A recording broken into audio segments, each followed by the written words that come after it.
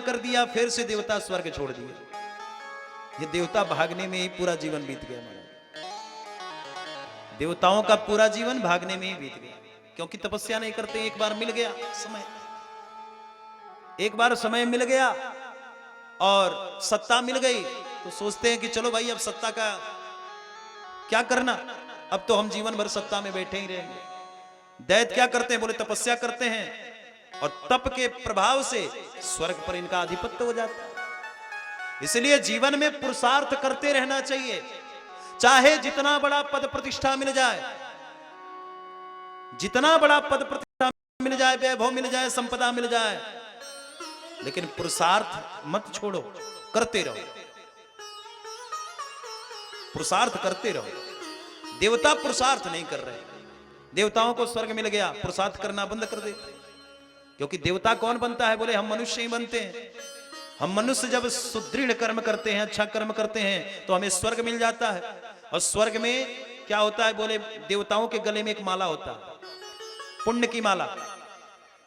जब तक ये माला रहेगा पुण्य तब तक रहेगा, और धीरे धीरे पुण्य छिन्न होने लगेगा। छिन्ने पुण्य मृत लोकम, फिर से पृथ्वी पर आ गए, गिर गए।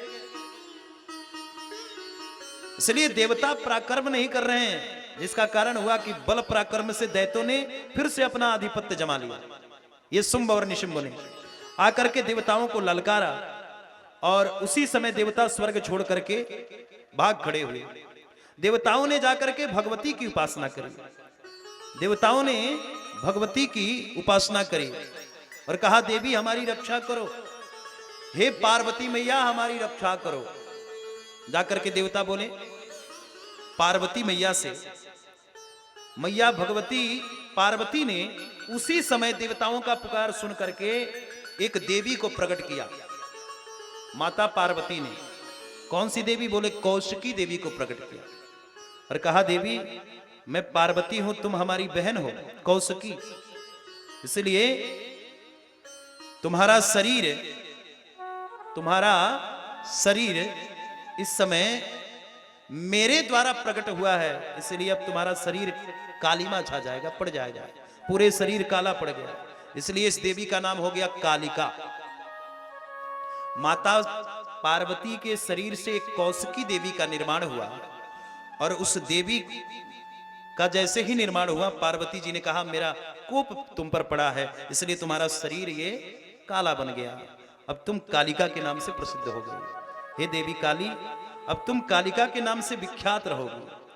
और इस समय देवताओं के ऊपर विपत्ति आई है, इसलिए हे देवी तुम हमारे साथ चलो, हे कौशिकी तुम हमारे साथ चलो। और सिंह सवार होकर के भगवती निकल पड़ी, सिंह सवार होकर के भगवती निकल पड़ी। शुंभ और निशुंभ के सैनिक चंड और मुंड के नगर में पहुंचे। जो शुंभ के सैनिक हैं चंड और मुंड, ये दोनों भाई महाराज इनके नगर में पहुंची। जैसे ही नगर में पहुंची, इस देवी को देख करके महाराज शुंभ निशुंभ दौड़ने लगे, दोनों दौड़ने लगे और उसी समय निकल पड़े। कहां, बोले महाराज जहां ये चंड मुंड दौड़ करके गए शुंभ निशुंभ के पास, बोले महाराज गजब हो गया, हमारे पास एक देवी आई है जो बड़ी सुंदर है, इसलिए हम सब चाहते हैं कि आप उनको अपना अर्धांगिनी बनाओ, उनसे विवाह करो। और हमारा तो बल पौरुष इस संसार में बढ़ ही रहा है, सारे देवताओं को हमने परास्त कर लिया है, इसलिए अगर देवी से तुमने विवाह कर लिया तो विवाह करने के बाद तुम्हारा राज्य और बढ़िया हो जाएगा। शुंभ और निशुंभ ने सुना तो महाराज निशुंभ छोटा भाई है, छोटा ने कहा हे भैया शुंभ तुम विवाह करो इस देवी के साथ। इसी पर शुंभ ने अपने एक मंत्री को बुलाया। शुंभ का एक मंत्री है जिसका नाम है सुग्रीव। ये वो सुग्रीव नहीं जो रामावतार में है, ये रामावतार वाले सुग्रीव नहीं है, ये शुंभ और निशुंभ के एक मंत्री है जो राक्षस है, इसका नाम सुग्रीव है। सुग्रीव को बुलाया और कहा कि तुम बड़े चतुर हो, जाओ और देवी के सामने हमारा खूब गुणगान गाओ, इतना हमारा बल और पराक्रम बताओ कि देवी हम पर मोहित हो जाए और हमारे साथ विवाह कर ले। सुग्रीव गया और जाकर के देवी के सामने शुंभ और निशुंभ का गुणगान किया। देवी के ऊपर कोई प्रभाव नहीं पड़ा और कहा, अरे मूर्ख, जाओ अपने स्वामी से कहना कि मैं उसके चंगुल में आने वाली नहीं और वो मरने के लिए तैयार रहे, मैं उसके वध करने के लिए ही आई। इस प्रकार से चंडमुंड ने जाकर के जब कहा, तब तो महाराज उसी समय ये निशुंभ जो था, इसको क्रोध आया और क्रोध अग्नि में जल करके निशुंभ चंडमुंड को लेकर के और कहा कि चलो युद्ध करने के लिए। चंडमुंड ने कहा, महाराज आप चिंता ना करो, हम जाते हैं ना, हम जाते हैं और हम ही युद्ध करेंगे। चंडमुंड ने युद्ध करना प्रारंभ कर दिया देवी से। देवी से जब युद्ध करना प्रारंभ किया चंडमुंड ने, तो देवी ने दोनों का उद्धार कर दिया, चंडमुंड का। अब इस शुंभ निशुंभ ने क्या किया, बोले महाराज रक्त बीज नामक दैत्य है, बड़ा पराक्रम है इसके अंदर। रक्त बीज ने तुरंत क्रोध में आकर के कहा, आप चिंता न करें स्वामी, हमको आज्ञा दें, हम इन्हें मारेंगे। और रक्त बीज निकल पड़ा। रक्त बीज युद्ध भूमि पर आया, भगवती से युद्ध होने लगा। भगवती ने रक्त बीज को मारना प्रारंभ किया और अंतोगत्वा युद्ध करते करते उसी समय रक्त बीज का सड़ धड़ से अलग कर दिया। लेकिन रक्त बीज के पास एक वरदान है, जहां जहां रक्त बीज का रक्त गिरता है, वहां से करोड़ों अरबों की संख्या में रक्त बीज पैदा हो रहे हैं, बढ़ते चले गए असंख्य रक्त बीज। महाराज देवताओं ने देखा तो देवता और घबरा गया, यहां तो एक रक्त बीज से हम परेशान थे और यहां हजार करोड़ रक्त बीज आकर के खड़े हो गए, अब इनका संहार कैसे होगा। उसी समय भगवती ने तुरंत अपने साथ में छाया के रूप में कालिका माता है, कहा, देवी कालिके तुम हमारे साथ आओ और जब जब मैं रक्त बीज को मारूं, उनका एक रक्त भी पृथ्वी पर मत आने देना, क्योंकि जब जब उनका रक्त पृथ्वी पर आएगा, हजारों करोड़ों रक्त बीज पैदा होंगे। मां भगवती उन रक्त बीजों को अपने खड्ग से, अपने कटार से मारना प्रारंभ किया और कालिका देवी ने सारे रक्त को पान करना प्रारंभ किया। अंतोगत्वा सारे रक्तों का पान करते करते धीरे धीरे महाराज ये रक्त बीज समाप्त हुआ। एक जब बचा तो भगवती ने उसका भी सड़ धड़ से अलग कर दिया। अब जब शुंभ निशुंभ ने सुना तो क्रोध आया और तुरंत महाराज निशुंभ निकल पड़ा, बहुत क्रोध में आया, भगवती से युद्ध करने लगा। कालिका देवी के आगे बढ़ा, मां ने निशुंभ को भी मार डाला, मां ने तुरंत निशुंभ को भी मार डाला। सारे सैनिक भाग करके खड़े हुए। शुंभ ने जब सुना कि मेरे छोटे भाई मारा गया, तब तो महाराज क्रोधित हो गया। अति क्रोध में आकर के इसने तुरंत अपनी सेना को तैयार किया, जो बची कुची सेना थी, और तैयार करके महाराज निकल पड़ा युद्ध करने के लिए।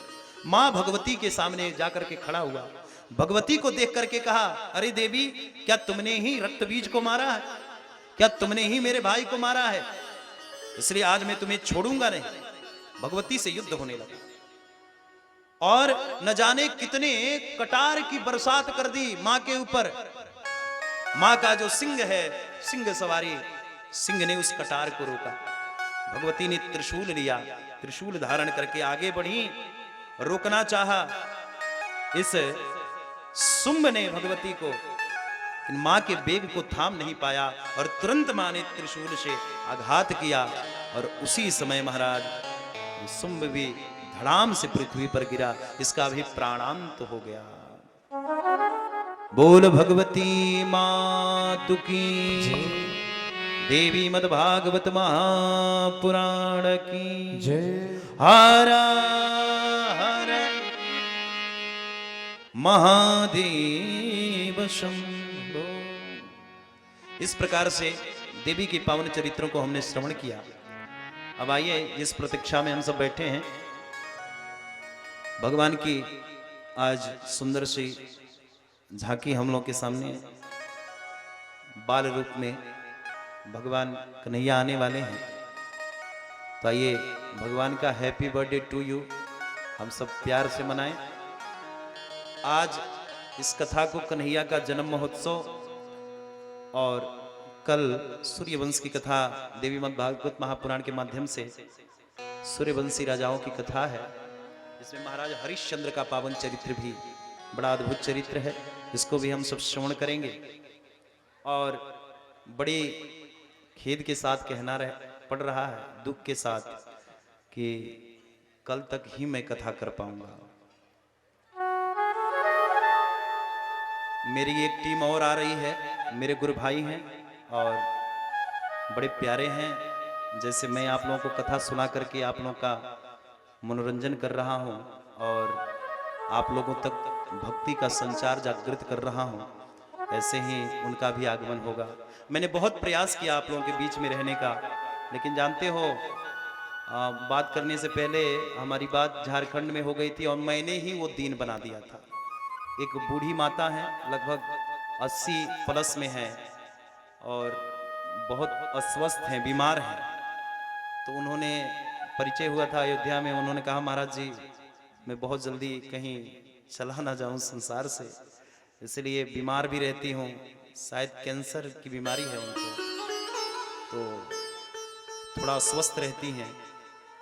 और कई बार उन्होंने टेलीफोन किया कि महाराज जी एक दिन बना दीजिए, तो हमने दिन बना दिया था।